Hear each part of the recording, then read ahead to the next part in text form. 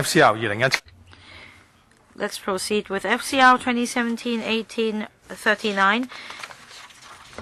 This is to recommend to the Finance Committee for approval in relation to the creation of permanent judicial posts in the judiciary, including 4 judges of the District Court, 5 deputy registrar of the District Court, and 4 adjudicator of the Small Claims Tribunal, and also 1 magistrate, and also the creation of 1 supernumerary post of a principal executive officer. The ESC spent 1 hour and 48 minutes in scrutinizing the proposal. The government has also provided an information paper, and we have attending today's discussion from the administration, Ms. Emma Lau, Judicial Administrator, and also Deputy Mrs. Erica Hui. Mr. Jeremy Tam. The Civic Party supports this proposal. In relation to the remuneration for judicial officers, I do have a comment. I see that in relation to the post to be created, say for a magistrate, the pay scale is from 7 to 10 of the JSPS. That's from $120,000 to $150,000. I want to know whether this will be attractive enough to encourage the practitioners to join the judiciary. I understand that for legal practitioners of similar standing, they earn much more than that. Of course, joining the judiciary may be the lifelong aspiration of some. It may be an honor for some. I just want to know whether at this level of pay, it is attractive enough and whether it is necessary to adjust it upwards. J.A. Thank you, Chairman, and thank you, Member, for the questions. About the pays and conditions of service for judges and judicial officers, we have a well-established mechanism overseeing this with reviews conducted. Over the past 1 or 2 years, the Chief Justice of the CFA submitted a basket of recommendations to the administration, especially in relation to the benefits and conditions of service for judges and JJOs. These are recommendations of improvement, and it was endorsed by the administration and endorsed by the Finance Committee. Starting from 2017-18, the conditions of service and the benefits have improved. A lot of work has been done, and the pay adjustment has already been implemented. We seek to attract more quality legal professionals to join the judiciary.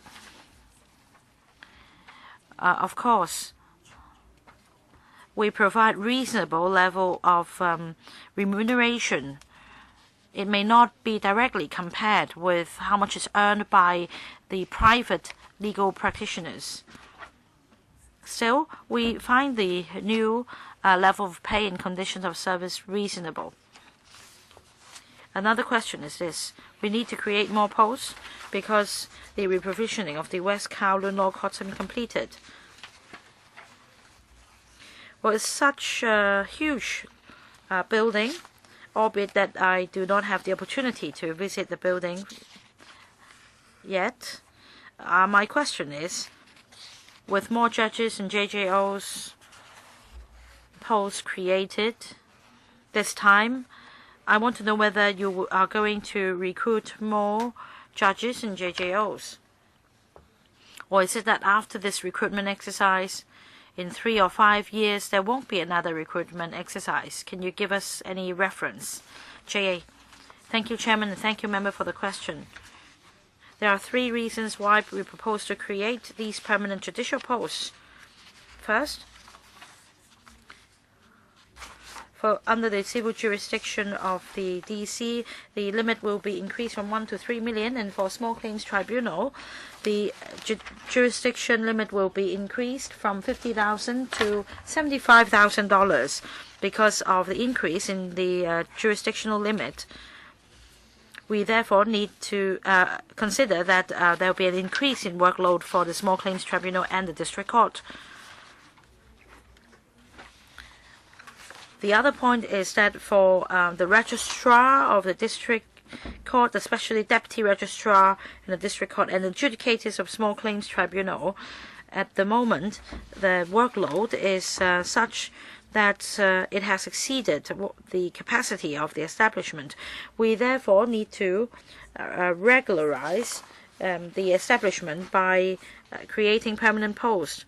And because of the completion of the West Kowloon Law Courts building, we have more courtrooms, and we can therefore expand our scope of service. It is on these three reasons that we propose to create more posts.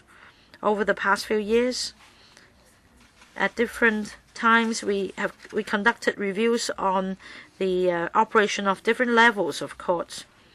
So, Chairman, we do conduct reviews in a timely manner, and if necessary, we would put forward proposals. Mr. Ray Chan. Thank you, Chairman. This proposal entails the creation of 14 posts, including 4 judges of district court, 5 deputy registrar of the district court, 4 adjudicator of the small claims tribunal, and 1 magistrate. About these 14 judicial posts, I want to know whether the recruitment exercise will be carried out by the relevant committee. It's true that for these judges and JJOs,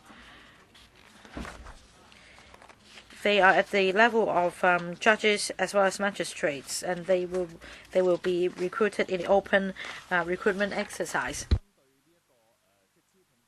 And it will have to go through the JJORC. I do have a question, because for the Judges and Judicial Officers Recommendations Committee, apart from the Chief Justice and the representatives from the DOJ, there are also 7 members appointed by the Chief Executive. There is a wide divide in society at the moment, and we're concerned about the recruitment of judges and JJOs. How can we make sure that these candidates will not have strong political affiliations or leanings, whether he is in the blue camp or otherwise? I understand that this will not be the official reason for recommending a candidate in the future, because I reckon that the minutes of the meetings will not be made public. Is that right?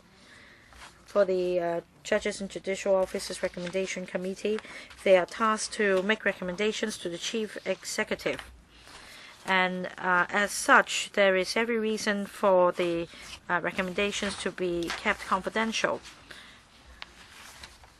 But I want to emphasize that we need to follow the basic law, and that is the appointment of judges and judicial officers, and the recommendations made should be done on the basis of the merits of candidates and also in accordance with the basic law.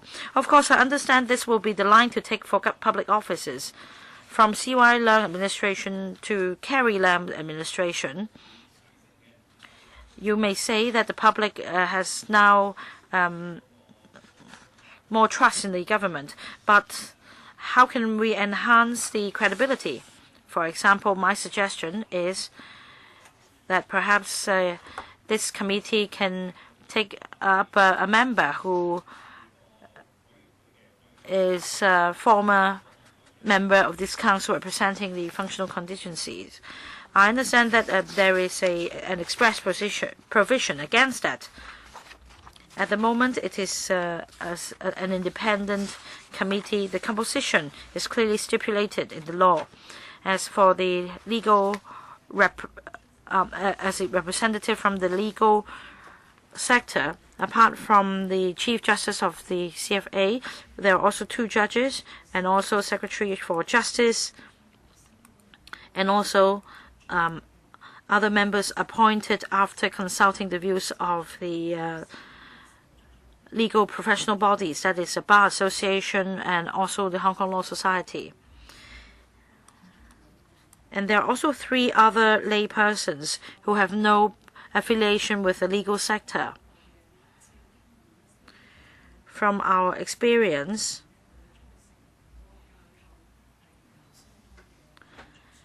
we could say that the recommendation committee has this composition and it is working smoothly.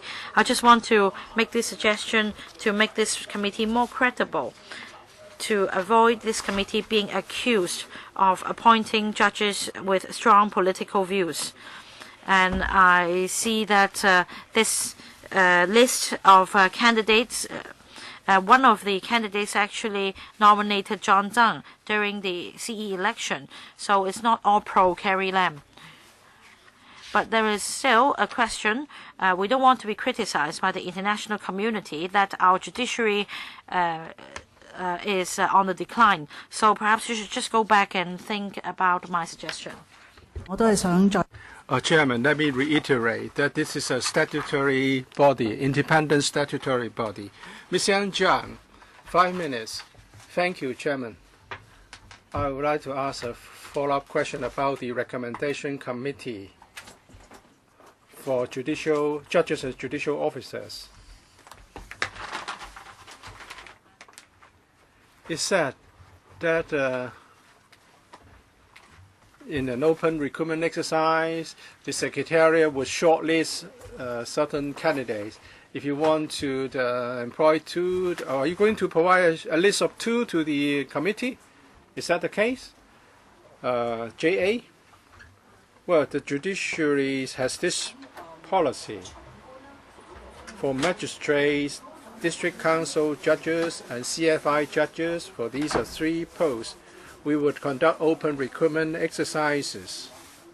We would put an advertisement in newspapers, and then anyone who is qualified, whether people working in the judiciary or not, or other people qualified, can apply. Then we'll set up a selection committee to assess the candidates. The selection committee is chaired by a judge. And then a report of the selection committee will be submitted to the recommendation committee for consideration before a final recommendation is made. For Court of Appeal judges, we have a policy that the recommended candidates must have judicial experience. So we do not conduct open recruitment exercises for CFI judges. Usually it would be selected from serving judges, and the recommendation is also made by the recommendation committee. The selection committee is chaired by the Chief Justice, and the Chief Justice would make the appointment, and you have a panel of judges. When the Secretariat receives applications, you would provide the information of the candidates to the selection committee. Let's say you need to fill 2 vacancies, and the selected candidates will be submitted to the recommendation committee for either the endorsement, or the recommendation would not recommend the candidates. Well, the work of the recommendation committee is up to the committee itself. The recommendation would do its own assessment and come up with its own recommendations. Chairman, I think this there's an outstanding question. It looks as if the recommendations made by the recommendation committee are made by the recommendation committee itself, but actually the candidates, the list of candidates, is submitted by the selection committee. If there's 1 vacancy, you submit 1 name, the recommendation committee cannot say no unless the one is not is actually not qualified. Otherwise, there's no choice. It's just that they have to get this done through a recommendation committee. Judiciary Administrator. The recommendation committee's task is to recommend the judges and judicial officers. Their discussions are confidential. I'm not in a position to talk about that. I'm not in a position to comment on their work. But there's the need to have a selection committee to do the routine work before the recommendation committee can consider the suitability of candidates. This is the standing practice. For this recommendation, JJO recommendation committee, if there's one vacancy, they will only receive a list of one name. And if they are okay, they will recommend that particular candidate. So it's not that the recommendation committee recommends that person on its own.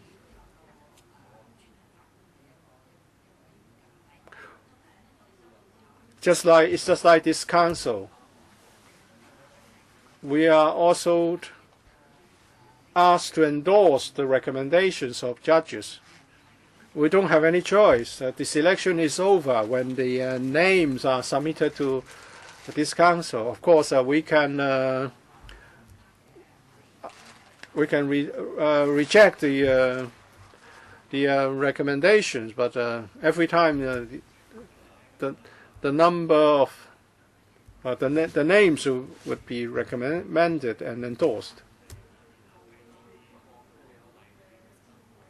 Well, it seems that we can complete our meeting early, so I hope the government can submit more items, and they can certainly submit more bills for this council. I always want to ask more questions about magistrates, because this is the entry level post for the judiciary. I would like to ask whether there has been any difficulty in recruiting magistrates. How many people or how many applications did you receive? How many candidates were interviewed? And finally, how many did you manage to recruit? That's because I would like to know whether you are likely to encounter recruitment difficulties this time for the magistrate post. Actually, we have given a very detailed account to the council. We have encountered difficulties in recruitment. That's why we have conducted a review on the pay and conditions of employment. I don't want you to repeat things already mentioned. 2 years ago, you increased the pay for judges. Have you seen any improvement? For example, you can tell us last year you successfully recruited someone to fill a vacancy, and was the response enthusiastic? Is it easy or is it difficult to recruit judges? The most difficult part is the recruitment of CFI judges. For magistrates, we have made some recent appointments, but we cannot fill up all the vacancies. But very often, such recruitment exercises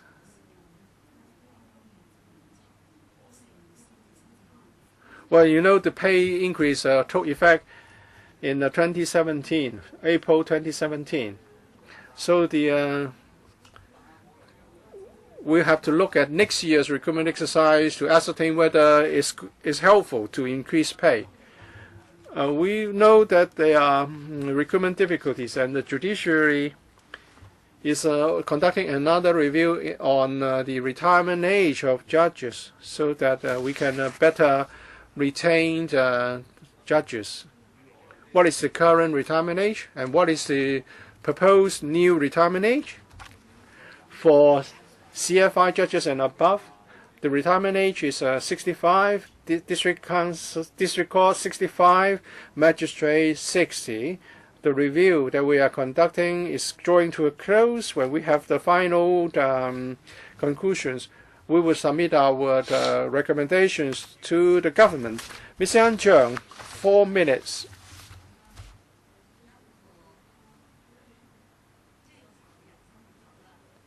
You suffer from manpower shortage, and now at one go you have created 14 posts.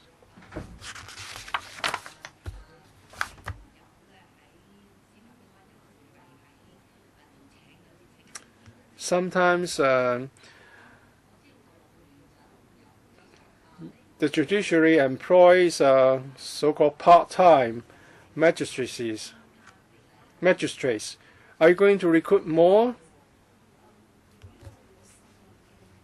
For permanent posts, there are still some unfilled vacancies. And we cannot mount a recruitment exercise if there's just one vacancy, because it takes time to organize a recruitment exercise. And there are also operational needs to meet. So we have the deputy judges, and also temporary magistrates can be engaged to work in magistracies.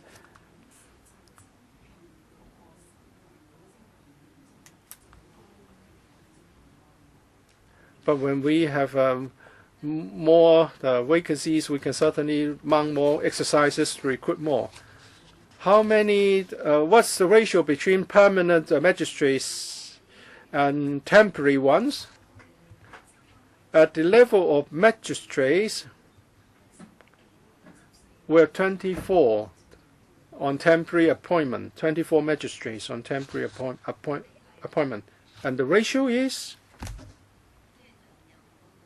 vis-a-vis permanent magistrates.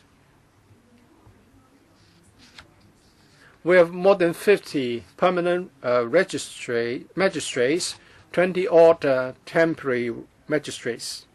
Are we going to maintain such a ratio in the future? Well, we'd like to have more permanent magistrates. From what I have contacted, from the people in the legal sector that I've contacted, I've come to realize that such temporary appointments as magistrates is useful to their work. Because if you become a judge, you become a judge for life, and you are sort of divorced from the reality and society. So perhaps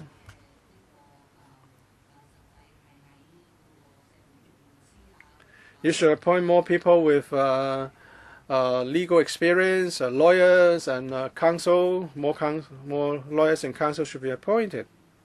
I don't know whether I did myself clearly. We have 50-odd permanent magistrates and 20-odd temporary magistrates. The member's suggestion is actually our practice, where sometimes lawyers will be appointed as deputy judges so that they can have a chance to experience the work as judges. So such temporary appointments can not only solve our operational needs for manpower, and that will also afford them with some opportunities to experience the work of judges. I don't want to wait for another term, so I have just a few more follow-up questions. We have 50-odd permanent magistrates, and we want to appoint 4 district court judges as well. Are you going to promote some magistrates to fill these posts, district court judges are recruited through two channels. Magistrates can apply for a promotion, apply for the post, and that would be a promotion. And there are also lawyers directly recruited to be deputy court judges, the district court judges rather. Mr. Chu Hoi-dik, I have a simple question. According to the paper, and the judiciary administrator have talked about the heavy workload of our courts. I would like to give you some time to tell us more about this situation. And then after transferring some of the diversion of some of the cases to district court, you can alleviate the work pressure. To what extent can this be alleviated? And what are your plans for the CFI in the future?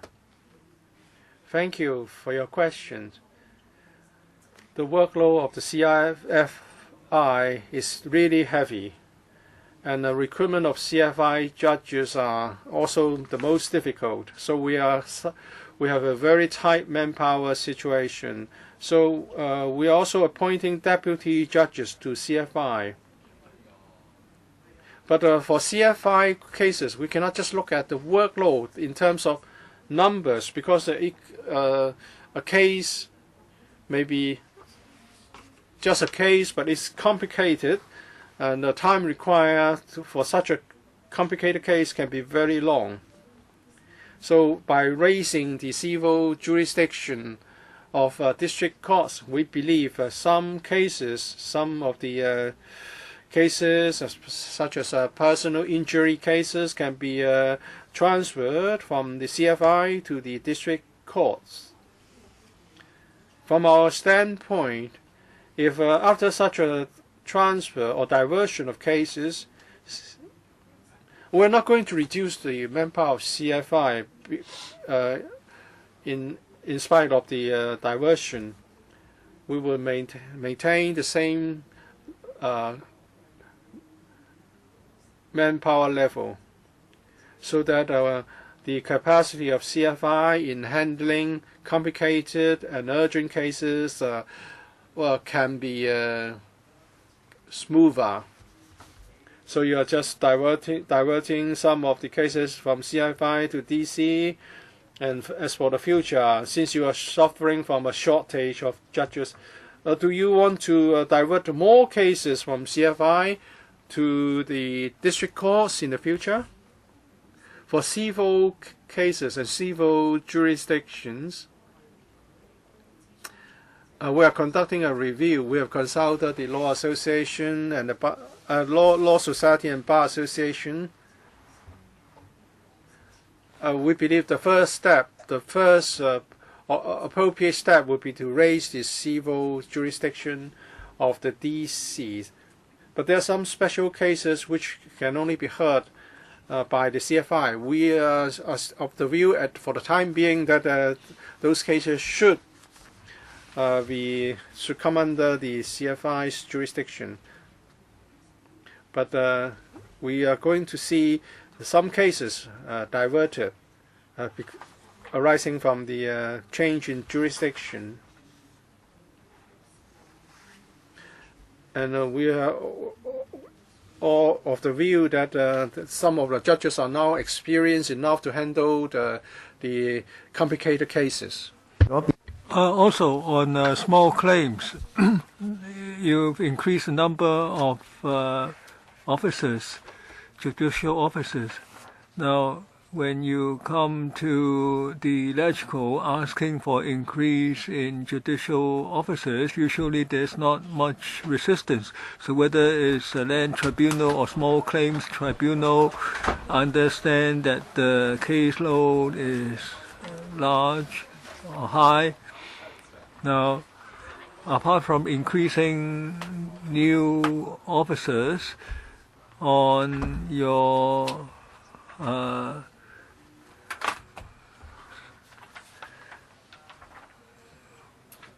service on promise of your service to the public, can you promise quick turnaround or earlier trial dates? Now, like in small claims tribunal,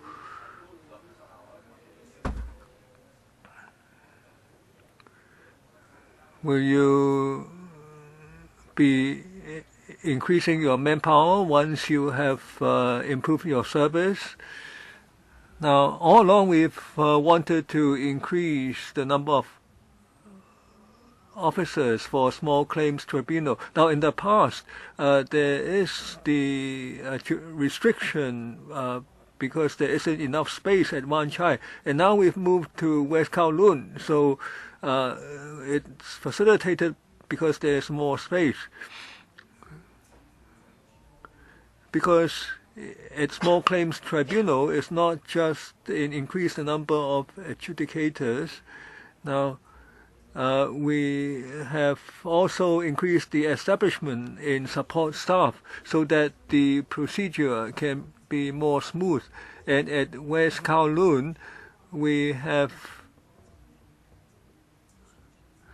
now an information center for the small claims tribunal so that claimants can be provided with greater support or assistance. Now, all this work is going on. Like Lands Tribunal, Small Claims Tribunal. Now, can you also tell me about Lands Tribunal? Now, for Land Tribunal, it's a tribunal at the level of the district court. We don't have the same proposal because previously we came to LegCo and we were able to increase number of officers. Now, the number of judges and land educators are now able to cope with the workload, and the waiting time is not too long. Now, if there are no more questions, I put FCR 2017-18-39 to a vote. Now we have to ring a bell first. We need 8 members for a vote.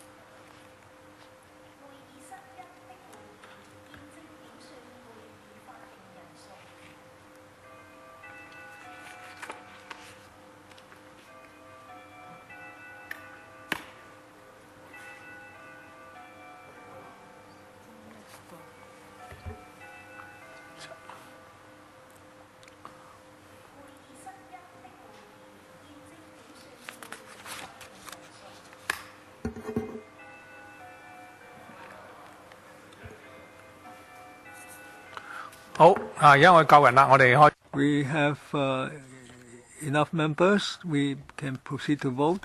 We are going to vote on whether we agree to increase the number of permanent posts at the judicial service. Those in favor, those against. I believe the majority of members present are in support. The item is passed. We have completed the agenda. Thank you.